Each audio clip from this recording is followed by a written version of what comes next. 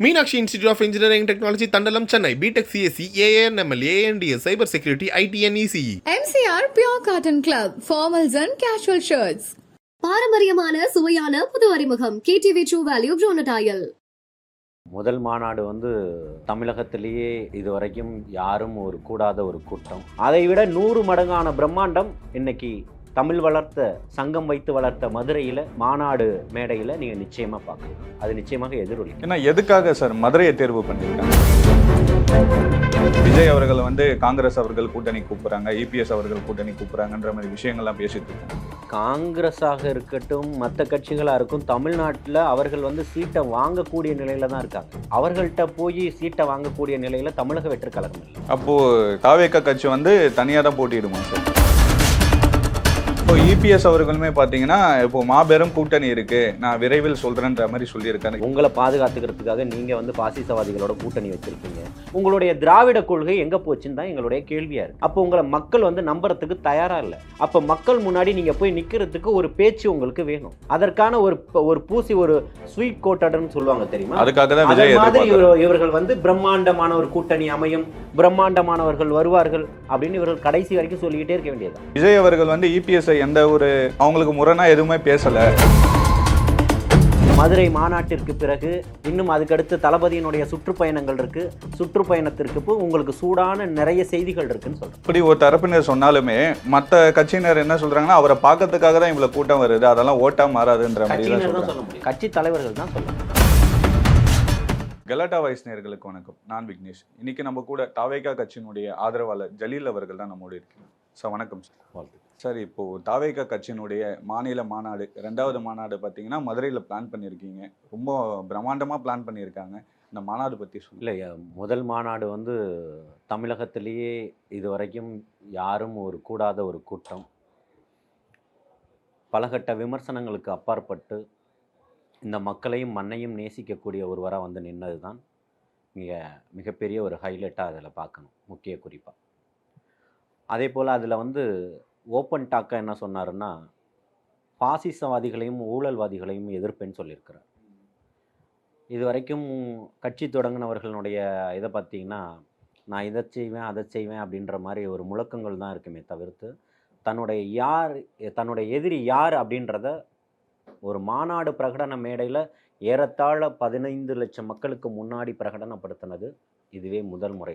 அப்படிதான் நான் பார்க்கறேன். அதை தொடர்ந்து அந்த மாநாடு மேடையிலே ஆட்சியிலும் அதிகாரத்திலும் பங்கு தருவேன்னு சொன்ன ஒரே நபரா தமிழக வெற்றி கழகத்தை தான். இதுக்கு முன்னாடி யாரும் அப்படி பேசினது? அதற்காக பலகட்ட விமர்சனங்கள்லாம் கூட வந்தது. ரூமுக்குள்ளே பேச வேண்டிய விஷயங்களை எல்லாம் ஓப்பன் மேடையில் பேசுகிறாரு தம்பி விஜயின்னு சொல்லி அண்ணன் திருமா போன்றவர்கள் கூட கருத்து தெரிவிச்சிருந்தார். எதை இங்கே மறைமுகமாக பேசணும்னு நீங்கள் நினைக்கிறீங்களோ அதையும் வெளிச்சத்தில் தான் பேசுவேன்னு சொல்லியிருக்கிறார். இந்த மக்களை ஏமாற்றக்கூடியவர்களுக்கு மாற்றாக நிற்கிறார். அப்பேற்பட்டது தான் அங்கே மிகப்பெரிய பிரம்மாண்டமாச்சு. அதுதான் தமிழக அரசியலில் களத்தில் ஒன்றியத்தில் மிகப்பெரிய ஒரு அதிர்வலைகளை ஏற்படுத்திச்சு. அதே போன்று அதற்கு அடுத்தடுத்து அவர் செய்யக்கூடிய எல்லாருக்குமான தலைவர் அம்பேத்கர் என்ற ஒரு புத்தக வெளியீடாக இருக்கட்டும், 2ஆம் ஆண்டு தொடக்க விழாவாக இருக்கட்டும், அவர் எடுத்து வைக்கக்கூடிய ஒவ்வொரு நகர்வுகளும் இன்றைக்கி தமிழக களத்தில் மிகப்பெரிய ஒரு அதிர்வலைகளையும் மாற்றத்தையும் அரசியல் விமர்சகர்கள் என்ற பேரில் பேசக்கூடியவர்களையும் ஆட்சியாளர்கள் மத்தியிலும் மிகப்பெரிய ஒரு பதட்டத்தையும் அவர்களுடைய தூக்கத்தையும் கலைச்சிருக்கு. அதே போல் தான் இன்றைக்கி பார்த்திங்கன்னா 2ஆம் கட்ட மாநாடா 2ஆம் ஆண்டு மாநாடா 2வது மாநாடாங்க நடத்தக்கூடியது இதில் பிரம்மாண்டம் அப்படின்னு சொல்லி கேட்டிங்கன்னா, தம்பி அஜித்குமாரனுடைய படுகொலைக்கு நீதி கேட்டு கண்டன ஆர்ப்பாட்டம் ஒன்று நடத்தினார் மவுண்ட் ரோட்டில். அதில் பார்த்திங்கன்னா எந்த விதமான பிரம்மாண்டமும் இல்லை. ஒரு கட்சி கொடி இல்லை, பேனர் இல்லை, போஸ்டர் இல்லை, மிகப்பெரிய தலைவரே வருகின்ற ஒரு கோஷம் இல்லை, வாழ்கின்ற கோஷம் இல்லை. பாதிக்கப்பட்டவனுக்கான ஒரு நீதி கிடைக்கணும்னு முழுமையாக அதுக்காக வைக்கப்பட்ட பேனர் மட்டும்தான் ஒரு பேக்ட்ராப் இருக்கும். இவ்வளவு எளிமையாக இவ்வளவு மிகப்பெரிய ஒரு கூட்டத்தை தமிழகத்தில் இன்றைக்கி எடுத்துகிட்டு நிறுத்தின ஒரே தலைவர் தமிழக வெற்றி கழகத்தினுடைய தலைவராக மட்டும்தான் இருக்க முடியும். அதில் எந்த விதமான மாற்றமும் இல்லை. அதற்காக வந்த கூட்டங்கள் மிக பிரம்மாண்டம். அது காவல்துறைகள் பல தடுப்புகள் போட்டு ஆங்காங்கே தடுத்தது தான் இந்த அரசினுடைய அவலம். ஒரு பாதிக்கப்பட்டு காவல்துறையால் கொல்லப்பட்ட ஒருத்தனுக்கு நீதி கேட்கக்கூடிய கூட்டத்தில் கூட தன்னுடைய ஜனநாயக உரிமையை இங்கே கொண்டு வரல முடியல அப்படின்றது தான். அந்த மக்களுடைய எழுச்சியை தான் அங்கே பார்க்க முடியுது. அதை விட 100 மடங்கான பிரம்மாண்டம் இன்னைக்கு தமிழ் வளர்த்த சங்கம் வைத்து வளர்த்த மதுரையில் அந்த மாநாடு மேடையில் நீங்கள் நிச்சயமாக பார்க்கலாம். அது நிச்சயமாக எதிரொலிக்கும். ஏன்னா எதுக்காக சார் மதுரையை தேர்வு பண்ணியிருக்காங்க? அங்கே மக்களோட ஆதரவு அதிகமாக இருக்குன்னு நினச்சிருக்காங்க. இல்லை, தமிழகத்தில் இப்பவும் சொல்கிற மாற்றத்திற்கான ஒரு தேடலோட தான் மக்கள் இருக்காங்க. அதில் எந்த விதமான மாற்றமும் கிடையாது. மக்கள் இங்கே 75 ஆண்டுகள் ஆண்டவர்களும் போதும், பெரியார் பேரை சொல்லி ஏமாற்றியவர்களும் போதும், அண்ணா பேரை சொல்லி ஏமாற்றியவர்களும் போதும்ன்றதை முடிவுக்கு கொண்டு வந்துட்டாங்க. 54 ஆண்டுகால ஆட்சிகளும் போதும், 75 ஆண்டுகால ஆட்சிகளும் போதும். இங்கே மாறி மாறி எங்களை கையேந்த தான் நீங்கள் வச்சுருக்கீங்க. இந்த பக்கம் நான் 1000 ரூபாய் தரேன்றதும், இந்த பக்கம் 1500 ரூபாய் தரேன்றதும், படிக்கிற குழந்தைகளுக்கு இதை தரேன்றதும், பொய்யான ஒரு வாக்குறுதிகளை கொடுக்குறதும், நிறைவேற்றாததும், தொடர்ச்சியாக போதை கலாச்சாரத்தை உள்ளே கொண்டு வந்து வைக்கிறது, இது மட்டும்தான் பார்த்துக்கிட்டு இருக்கிறீங்க. அப்போ அதுக்கெல்லாம் மிகப்பெரிய ஒரு மாற்றமாக தான் இதை பார்த்துக்கிட்டு இருக்கோம். ஏன்னா இந்த கூட்டணி குறித்து அன்னைக்கு ஏதாச்சும் ஒரு வெளியீடு இருக்க வாய்ப்பு இருக்குமான்ற மாதிரி பேசுகிறாங்க இல்லையா சார்? ஏன்னா விஜய் அவர்கள் வந்து காங்கிரஸ் அவர்கள் கூட்டணி கூப்பிட்றாங்க, இபிஎஸ் அவர்கள் கூட்டணி கூப்பிட்றாங்கன்ற மாதிரி விஷயங்கள்லாம் பேசிட்டு இருக்காங்க இல்லையா? இல்லை, காங்கிரஸாக இருக்கட்டும், மற்ற கட்சிகளாக இருக்கும், தமிழ்நாட்டில் அவர்கள் வந்து சீட்டை வாங்கக்கூடிய நிலையில் தான் இருக்காங்க. அவர்கள்ட்ட போய் சீட்டை வாங்கக்கூடிய நிலையில் தமிழக வெற்றி கழகம் இல்லை. மூன்றாவதாக மிகப்பெரிய பிரம்மாண்டமான ஒரு ஒரு ஒரு ஒரு போர்வாளாக தான் இங்கே வந்து நின்றுக்கிட்டு இருக்கிறாரு. போர்க்களத்தினுடைய ஒரு தளபதியாக தான் வந்து நிற்கிறாரு. தன்னுடைய தலைமையில் தான் கூட்டணின்னு சொல்கிறாரு. ஆட்சியிலும் அதிகாரத்திலும் நான் பதவிகளை தரேன்னு சொல்லியிருக்கிறாரு. அப்பேற்பட்டவர் போய் காங்கிரஸ் கிட்ட நிற்பார், அங்கே நிற்பாருன்றது இல்லை. வரவர்களை அரவணைக்கிறதுக்கு தயாராக இருக்கிறாரு. இவர்கள் வேண்டாம்னு சொல்கிறாரு. அப்போது தாவேகா கட்சி வந்து தனியாக தான் போட்டிடுமா சார் இந்த 2026 தேர்தலில்? இன்னும் தேர்தல் களத்துக்கு வந்து நீங்கள் ஏறத்தாழ ஒரு 8 மாதங்கள் கிட்ட இருக்குது. திமுக அலுவலகத்தில் கலைஞர் முன்னாடி கோப்பில் கையெழுத்து இடாமல் அதே வண்டியில் அண்ணன் திரும்பி போய் நேரடியாக அண்ணா திராவிட முன்னேற்ற கழகத்தினுடைய அலுவலகத்துக்கு போய் கையெழுத்திட்டதெல்லாம் நம்ம பார்த்தோம். ஒரு நிமிட நேரத்தில் எது வேணால் நடக்கும். புரியுதுங்களா? திரும்பவும் அதான் பதிவு பண்ணுறேன். ஆட்சியிலும் அதிகாரத்திலும் பங்கு தரேன் வாங்க அப்படின்றது தான் அழைப்பாக கொடுத்துருக்கிறாரு. நீங்கள் வந்தால் தான் நான் தேர்தலில் போட்டியிடுவேன்னு எங்கேயும் சொல்லலை. மக்களுக்கான மாற்றத்தோடு நான் வந்திருக்கேன்றதை பிரகடனப்படுத்திட்டார். அப்போது 234 தொகுதியிலும் இன்னைக்கு நிறுத்துறதுக்கு சாமானிய பண்ணையார்களை எதிர்த்து சாமானிய வீட்டு பிள்ளைகளை களம் கண்டிருக்கார். எதிர்த்து நிற்கிறதுக்கு மக்கள் தயாராக இருக்கிறாங்க, வாக்களிக்கிறதுக்கு மக்கள் தயாராக இருக்கிறாங்கன்றதான் உண்மை. இப்போ இபிஎஸ் அவர்களுமே பார்த்தீங்கன்னா இப்போ மாபெரும் கூட்டணி இருக்கு, நான் விரைவில் சொல்றேன்ற மாதிரி சொல்லியிருக்காரு. எல்லா மக்களுமே பார்த்தீங்கன்னா விஜயா தான் இருக்குன்ற மாதிரி எல்லாருமே பேசுறாங்க. விஜய் அவர்களாக தான் இருக்கும். ஒரு பக்கம் வந்து நாம் தமிழர் சீமான் அவர்களாக இருக்குன்ற மாதிரி பேசிட்டு இருக்காங்க இல்லையா சார்? அதை எப்படி பார்க்குறீங்க? இல்லை, மக்களை காப்போம் தமிழகத்தை மீட்போம் வந்து ஃபெயிலியர் முதல்ல ஒத்துக்கணும். அவர்கள் எப்போ வந்து பாஜகவோட கூட்டணி வச்சாரோ அதுக்கு 3 மாதத்துக்கு முன்னாடி எல்லா மேடைகளிலும் கூவியிருக்காரு, அறைகோல் விட்டுருக்கிறாரு. எல்லா அமைச்சர்களும் அறைகோல் விட்டுருக்குறாங்க. நாங்கள் தோத்ததற்கு மிகப்பெரிய காரணம் இந்த பாசிசவாதிகள்னு ஓப்பன் மேடையில் ஓப்பன் டாக்காக சொல்லியிருக்கிறாரு. எடப்பாடியார் அவர்கள் எஸ்டிபியினுடைய மாநாடு மேடையில் பேசியிருக்கிறாரு, நாங்கள் ஒருபோதும் இந்த சிறுபான்மை சமூகத்தை விட்டு கொடுக்கறதுக்கு தயாராக இல்லைன்னு. ஆனால் இன்னைக்கு உங்கள் கட்சியில் பிரதானமாக எம்ஜிஆர் ஆரம்பிக்கக்கூடிய காலகட்டத்தில் இருந்து உண்மையாக உழைத்து ஒரு தொண்டர் அமைச்சராக இருந்திருக்கிறாரு, நாடாளுமன்ற உறுப்பினராக இருந்திருக்கிறாரு. இன்னைக்கு அன்வர் ராஜா வெளியே வந்திருக்கிறார். நல்லா புரிஞ்சுக்கணும். புரியுதுங்களா? நீங்கள் ஒரு பக்கம் போய்கிட்டு இருக்கிறீங்க, உங்கள் கட்சி 4ஆக உடஞ்சி போய் இருக்குது. டிடிவிஆர் ஒரு பக்கம் இருக்கிறாரு, ஓபிஎஸ் ஒரு பக்கம் இருக்கிறாரு, நீங்கள் ஒரு பக்கம் இருக்கிறீங்க, சின்னம்மா ஒரு பக்கம் இருக்கிறாரு. உங்களுடைய கோட்டையிலேயே ஓட்டை விழுந்திருக்குது. உங்களுடைய பயணத்துக்கு முன்னாடி இதை சரி செய்யணும். நீங்கள் டெல்லிக்கு போயிட்டு வரத்துக்கு முன்னாடி செங்கோட்டையார் கொடி தூக்கிட்டு தனியாக போய்கிட்டு இருக்கிறாரு. இன்னைக்கு அறிவிப்புகளை வேணால் விட்டுருக்கலாம், சமாதான முயற்சிகளை பண்ணிக்கிட்டு இருக்குது பிஜேபி. அப்போ எம்ஜிஆர் வளர்த்த கட்சி, அம்மா கொண்டு வந்த கட்சி, இன்னைக்கு வந்து பிஜேபியினுடைய ஆலோசனைப்படி தான் நீங்கள் நடக்கணுமா? அப்படி தான் உங்களுடைய கட்சியினுடைய பயிலாக இருக்கா? அதுதான் உங்களுடைய கொள்கையாக இருக்கா? அப்போது இந்த மண்ணையும் மக்களையும் ஏமாற்றிக்கிட்டு இருக்கக்கூடியவர், பிளவுவாதத்தை பேசக்கூடியவர்கள் தான் உங்களை சமாதானப்படுத்துகிறார்கள்னா உங்களுடைய திராவிட கொள்கை எங்கே போச்சுன்னு தான் எங்களுடைய கேள்வியாக இருக்குது. அப்போ உங்களை மக்கள் வந்து நம்புறதுக்கு தயாராக இல்லை. அப்போ மக்கள் முன்னாடி நீங்கள் போய் நிற்கிறதுக்கு ஒரு பேச்சு உங்களுக்கு வேணும். அதற்கான ஒரு பூசி ஒரு ஸ்வீட் கோட்டட்னு சொல்லுவாங்க தெரியுமா? அதன் மாதிரி இவர்கள் வந்து பிரம்மாண்டமான ஒரு கூட்டணி அமையும், பிரம்மாண்டமானவர்கள் வருவார்கள் அப்படின்னு இவர்கள் கடைசி வரைக்கும் சொல்லிக்கிட்டே இருக்க வேண்டியதுதான். ஆனா டிவிகேலயுமே பாத்தீங்கன்னா விஜய் அவர்கள் வந்து இபிஎஸ் எந்த ஒரு அவங்களுக்கு முரணா எதுவுமே பேசல, ஆதரிச்சு பேசுற மாதிரி தான் இவ்வளவு நல்லா இருக்கு. இப்போ ஒரு விஷயம் கூட சொல்லியிருந்தாரு, 2 பேருக்குள்ளதான் போட்டியே, ஒன்னு டிவிகே ஒன்னு டிஎம்கேன்ற மாதிரி எல்லாம் சொல்லியிருந்தாரு. ஏன் அவங்கள எதுவுமே எதிர்த்து பேசலன்ற மாதிரி ஒரு கேள்வியும் வருது இல்லையா? இன்னைக்கு நீங்க ஆட்சியிலேயே இல்லை, உங்க கட்சியை உங்களால காப்பாற்ற முடியல, உங்களை பாதுகாத்துக்கிறதுக்காக நீங்க வந்து பாசிசவாதிகளோட கூட்டணி வச்சிருக்கீங்க. உங்களை பத்தி பேசி அடிச்சு நாங்க என்ன பண்றது?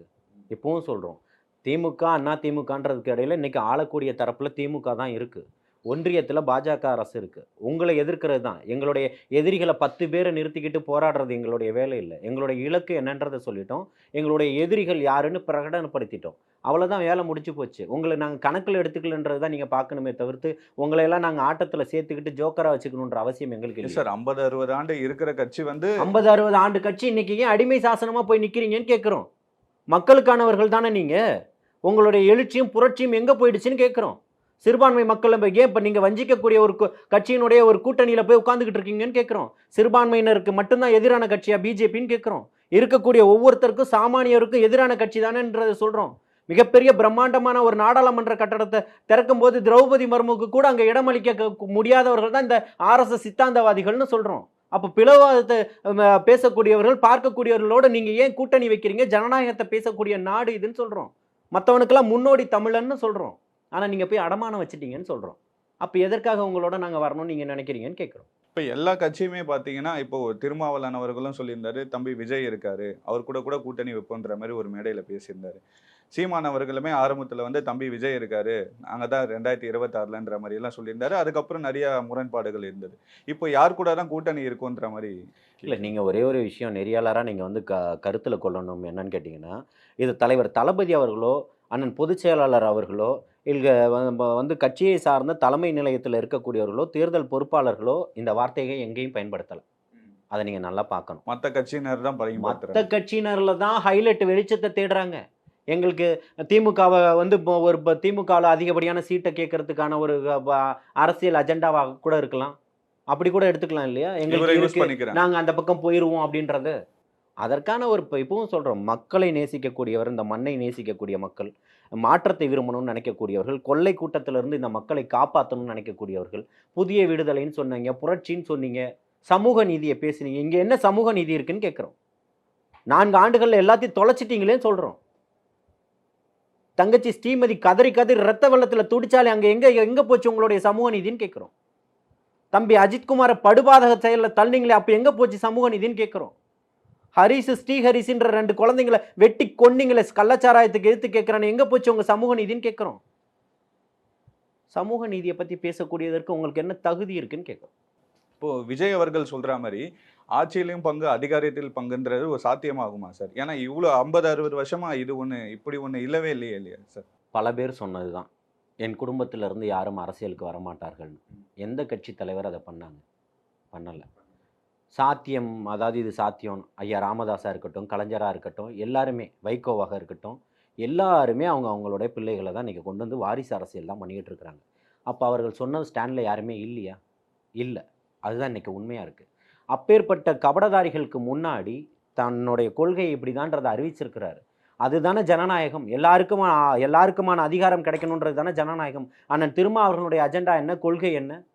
ஆட்சியிலும் அதிகாரத்திலும் பங்கு வேணுன்றது தானே கொள்கை. மனிதநேய மக்கள் கட்சியினுடைய கொள்கை என்ன? தனி சின்னத்தில் போட்டியிடணும், பிரதித்துவத்தை வாங்கணுன்றது தானே கொள்கை. அப்போ உங்களுடைய கூட்டணியில் இருக்கக்கூடியவர்களுடைய கொள்கையே அதாக தானே இருக்குது. அப்போ கொள்கையை மாற்றிக்கிறீங்கன்னு கேட்குறோம். இப்போது தமிழக வெற்றி கழகத்தினுடைய தலைவர் தளபதி அவர்கள் வந்து புதுசாக ஒரு விஷயத்த சொல்லலை. நீங்கள் ஏற்கனவே முழங்கிக்கிட்டு இருக்கீங்க, அதை தான் சொல்கிறீங்க. நாங்கள் இதை தான் சொல்லிக்கிட்டு இருக்கோம் இத்தனை ஆண்டுகளாக. நீங்கள் புதுசாக எது சொல்லுங்க, நீ மாற்றம் வரலையே. அண்ணன் திருமா போன்றவர்கள் இந்த மண்ணுக்காக நேசிக்கக்கூடிய ஒரு மனிதர் தான். நான் மாற்று கருத்து இல்லை. அவர் மீது மிகப்பெரிய அன்பு கொண்டவன், நான் நேசம் கொண்டவன். நான் நடத்திய பல போராட்டங்களில் அவங்க பங்கெடுத்திருக்கிறாங்க. அதில் மாற்று கருத்து இல்லை. அதைத்தான் சொல்கிறாரு. ஆனால் நீங்கள் பேசுனது அன்னைக்கு யாரும் பேசலை. இன்னைக்கு இவர் பேசுனது மிக பெரிய விஷயமா தமிழகம் இல்லைங்க, இன்னைக்கு ஒன்றியம் முழுக்க இன்னைக்கு ஒரு அதிர்வலைகளை ஏற்படுத்தியிருக்குன்னு சொல்கிறோம். இது எப்படி சாத்தியமான்னு கேட்குறோம். மாநிலத்தில் கூட்டாட்சி, மத்தியில் கூட்டாட்சி, மாநிலத்தில் சுயாட்சின்ற முன்னெடுப்பை கலைஞர் அவர்கள் வச்சாங்க. இன்னைக்கு இங்கேயுமே இது தேவைன்னு சொல்கிறோம். உங்கள்கிட்ட ஆட்சியும் அதிகாரம் இருக்கிறதுனால தானே இத்தனை அதிகார துஷ்பிரயோகங்களை பண்ணிக்கிட்டு இருக்கீங்க. அப்போ உங்கள்கிட்ட இருக்கும் பட்சத்தில் நீங்கள் இன்றைக்கி எதை வேணால் பண்ணிக்கிட்டு இருப்பீங்க. மக்கள் வேடிக்கை பார்க்குறதுக்கு தயாராக இருக்கிறான். 100 ரூபாய் 200 ரூபாய் கொடுத்தா உங்களுக்கு கூட்டம் கூட்டிகிட்டு வந்துடலாம். மக்களை கூட்டிகிட்டு வரத்துக்கு அரசு பேருந்துகள் இருக்குது. சாப்பாடு ஆக்கி போடுறதுக்கு மாவட்ட செயலாளர்கள் இருக்காங்க. அதை வச்சு நீங்கள் கூட்டத்தை காட்டிக்கிட்டு இருக்கீங்க. பார்க்குற இடம் திரும்புகிற இடம் ஒட்டு மொத்தமும் பல ஆயிரக்கணக்கான கூட்டங்கள் அலைமோதிக்கிட்டு நிற்கிது. எந்த கூட்டத்தை காசு கொடுத்து கூட்டிகிட்டு வந்தார்? அப்போ அவர் பேசக்கூடிய பேச்சு இங்கே 20 நிமிஷம் பேசினார், 10 நிமிஷம் பேசினார், 3 நிமிஷம். ஐயா பேசினார் இல்லை, அவர் பேசாததுக்கே இன்னைக்கு இத்தனை லட்சம் பேர் காத்துக்கிட்டு இருக்கானே எப்போ தேர்தல் வரும்னு ஒரு சாமானியன் சொல்லிக்கிட்டு இருக்கானே. நான் ஒட்டுமொத்தமாக திமுகவுக்கு தான் ஓட்டு போட்டேன், ஒட்டுமொத்தமாக நான் வந்து அண்ணா திமுகவுக்கு தான் போட்டேன், இந்த முறை இவருக்கு தான் வாக்கு போடுவேன்னு சொல்கிறானே. அப்படி ஒரு தரப்பினர் சொன்னாலுமே மற்ற கட்சியினர் என்ன சொல்றாங்கன்னா, அவரை பார்க்கறதுக்காக தான் இவ்வளவு கூட்டம் வருது, அதெல்லாம் ஓட்டா மாறாதுன்ற கட்சியினர் தான் சொல்ல முடியும், கட்சி தலைவர்கள் தான் சொல்ல முடியும். யார் சொல்றீங்க? இது இப்போ நான் என்ன கேட்குறேன், இப்போ இவங்க 3 பேர் ஒன்றா இருந்தாங்க. அண்ணன் தமிம் அன்சாரியாக இருக்கட்டும், அண்ணன் தனியரசாக இருக்கட்டும், அண்ணன் கருணாஸாக இருக்கட்டும். ஏற்கனவே அதிலேருந்து வெளியில் வந்து போய் ஆதரவு கொடுத்தீங்க. உங்களை யாராவது மதிச்சாங்களா? இன்னைக்கு கூப்பிட்டு சேர்த்து வச்சிருக்கிறதுக்கான காரணம் என்ன? சுயநலவாதிகளாக இருக்காங்க. அந்த சுயநலம் தான் இங்கே பேசுது. தான் தான் வரணும், தன்னுடைய மகன் தான் வரணும், தன்னுடைய பேரன் தான் வரணும்னு. அந்த சுயநலத்தை தான் இன்னைக்கு உடைக்கணும்னு சொல்கிறாரு. உங்களுக்கான ஒரு சீட்டுக்காக இன்னைக்கு இந்த ஜனநாயகத்தை குழி தோண்டி புதைக்கக்கூடியவர்களோட கைகோர்க்கணுமான்னு கேட்குறேன். தாவேக்கா வந்து தனித்து தான் போட்டியிடும். தமிழ்நாட்டில் வந்து கூட்டணி ஆட்சி தான் இவ்வளோ நாளாக இருக்கு இல்லையா சார்? இதை வந்து மாற்றம் ஏற்படுத்துமா தாவேக்கா? தேர்தலுக்கான கூட்டணிகள் தான் இருக்கு. ஆட்சியிலும் அதிகாரத்திலும் பங்குன்னு தர சொன்ன ஒரே மாமனிதர் இவராக தான் இருக்கிறாரு. அப்பேற்பட்ட இடத்துல நிச்சயமாக அரசியலில் இன்னைக்கு காட்சிகள் மாறிடுச்சு. ஆட்சி மாற்றம் நிச்சயமாக இருக்கும். இன்னும் 8 மாத காலம் இருக்கு. இன்னும் மதுரை மாநாட்டிற்கு பிறகு இன்னும் அதுக்கடுத்து தளபதியினுடைய சுற்றுப்பயணங்கள் இருக்கு. சுற்றுப்பயணத்திற்கு இப்போ உங்களுக்கு சூடான நிறைய செய்திகள் இருக்குன்னு சொல்றேன். ரொம்ப நன்றி, வாழ்த்துக்கள். Meenakshi institute of engineering technology Thandalam Chennai. BTech CSC AANML ANDS cyber security ITN ECE. MCR Pure Cotton Club, formals and casual shirts. பாரம்பரியமான சுவையான புது அறிமுகம் KTV True Value Bronatile.